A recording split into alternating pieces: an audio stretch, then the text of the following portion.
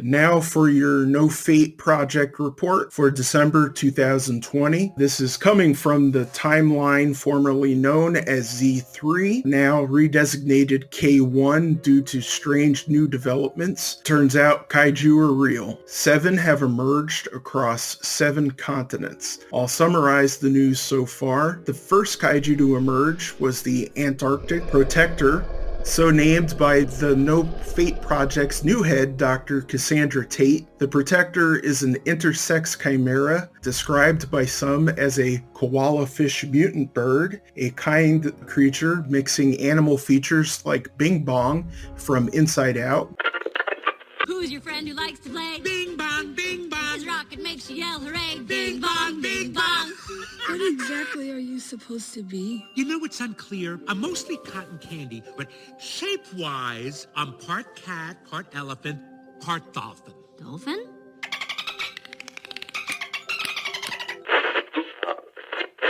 Their egg was discovered by scientists from the No Fate Project, Dyer Station, Antarctica, in June 2020, right next to the station. This was the largest egg ever discovered emerging due to ice thaw. Scientists can't go far in midwinter, but it practically advertised its presence. A CAT scan revealed the outline of the ancient creature, which was surprisingly dormant rather than dead. In mid-September, the same 24 hours that the zombie outbreak began, the creature stirred. At that point, we had no idea the Protector was benevolent, so the people were mostly pretty free.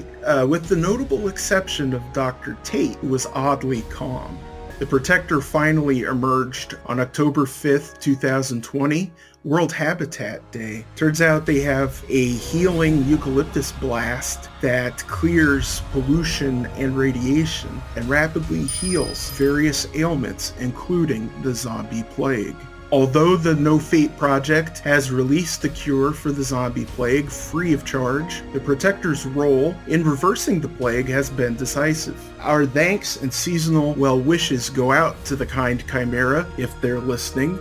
After curing the infected at Dyer Station, including yours truly, the benevolent kaiju set off on a world tour. They restored New Zealand and the Pacific Islands, then moved on to North America. Their first major stop-off was here in San Francisco, where I got to see them knock down a remaining colonizer monument. No idea if that's because they're a comrade or because they're a big, clumsy kaiju.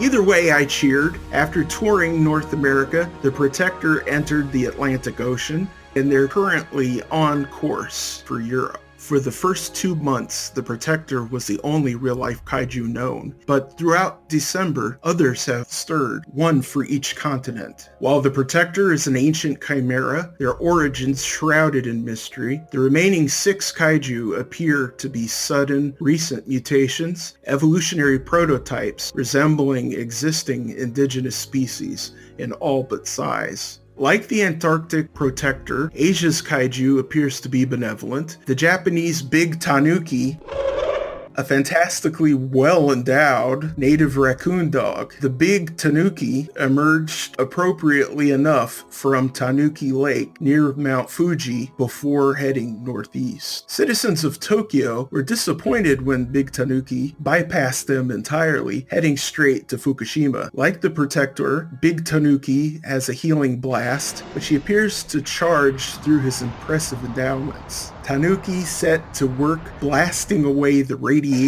around Fukushima, and NGOs report that biodiversity is rapidly returning to the area. Unfortunately, the benevolence of the Antarctic Protector and Big Tanuki does not appear to be shared by the remaining 5 kaiju. In short, we're faced with 2 Protectors and 5 Destroyers. Australasia's kaiju is the Megadromaeus, a giant emu from Australia's Great Western Woodlands. As an adaptation to the continued slaughter of emus, the species appears to have quickly evolved into a more aggressive form, indiscriminately tearing humans limb from limb.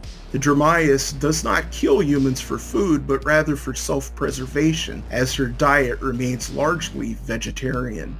Fire seems to be the only thing that scares the beast, but as bushfire season sets in, that's a weapon which would cause more harm than good.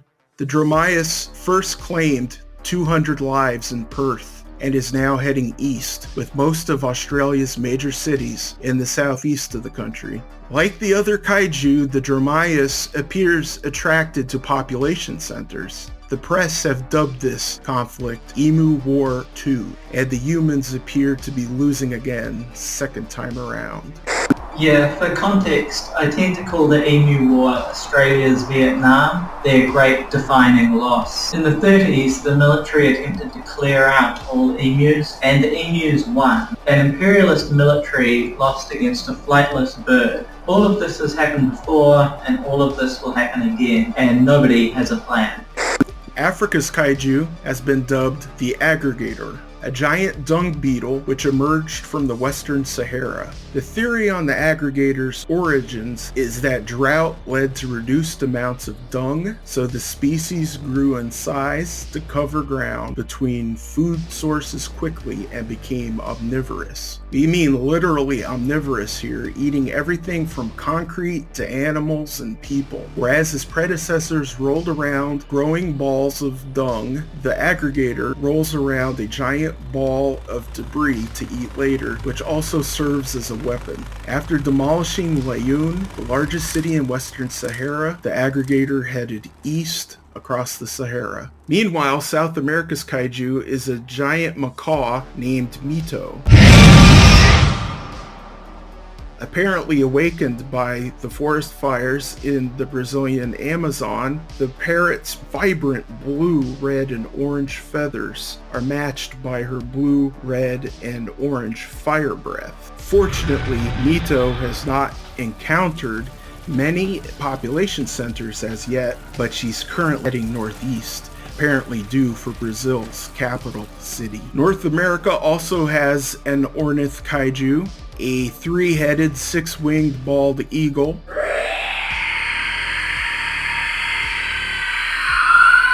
Personally, I reckon we should have called it a Meriraptor, but the press has dubbed him Bird of Prey. A mutation emerging from Nevada's Yucca Mountain Nuclear Waste Repository. Bird of Prey boasts a nuclear radiation blast that causes rapid mutations, with humans mutating into rampaging zombie-like feral ghouls.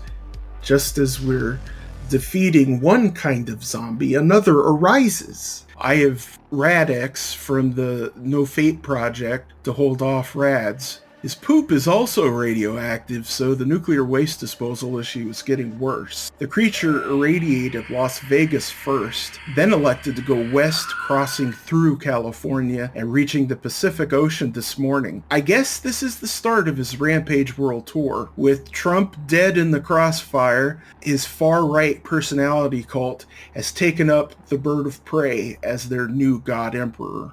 Unlike the Protector, he didn't hit San Francisco, thankfully. He passed down south around LA. As for the seventh and final kaiju, Europe is beset as usual by a British monstrosity, a red squirrel from London dubbed Hazel.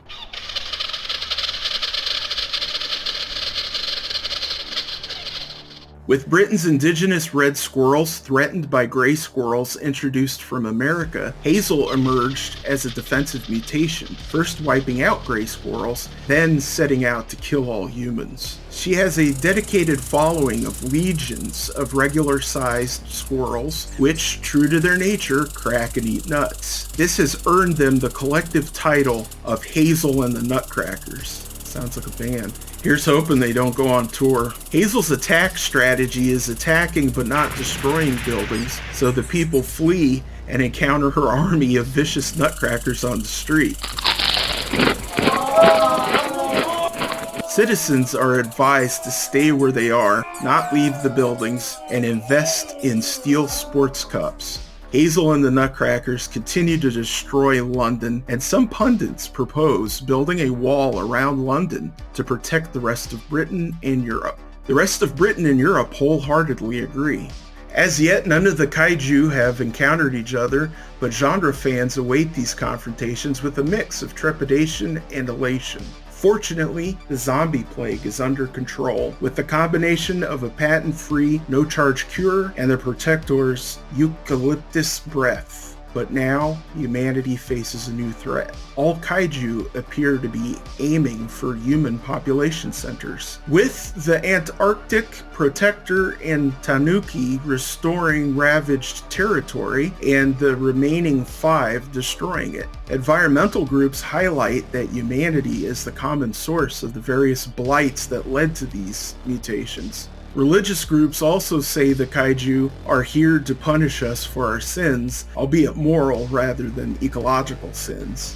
We might have to be on guard for a rise of ecofascism as well. Then there are the kaiju truthers, even here in San Francisco. What do they think was rampaging down Castro Street the other day? Wasn't a pride parade? All of the kaiju are resistant to conventional weapons and strengthened by nukes. So we're going to need a scientific solution. Scientists say the sudden emergence of these giant creatures on every continent is an example of convergent evolution, driven by changing environmental factors. However, the Antarctic Protector's origins have no scientific explanation as yet. As for your intrepid reporters, I'm stuck in San Francisco with the California border closed, and Ani is still on the base in Antarctica.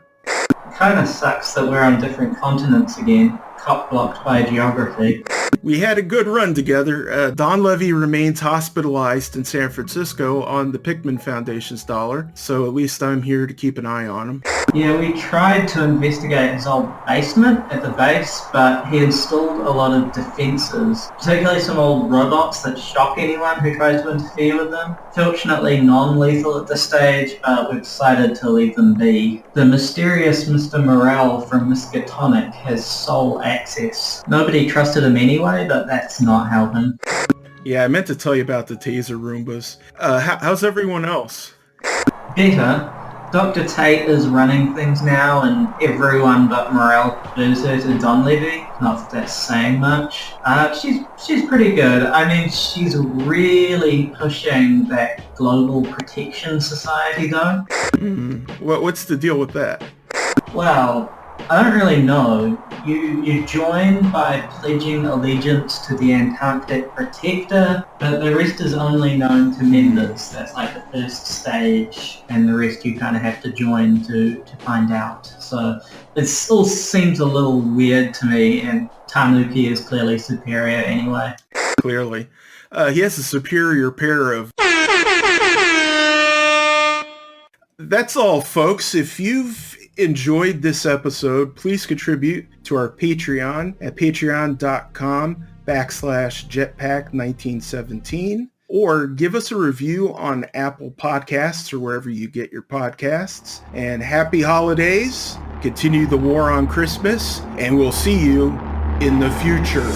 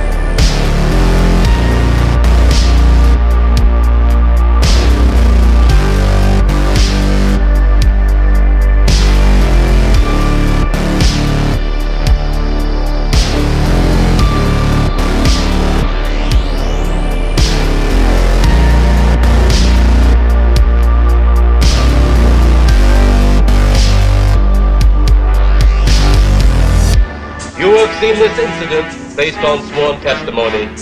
Can you prove that it didn't happen? We once laughed at the horseless carriage, the aeroplane, the telephone, the electric light, the vitamins, radio, and even television. And now some of us laugh at outer space. God help us in the future.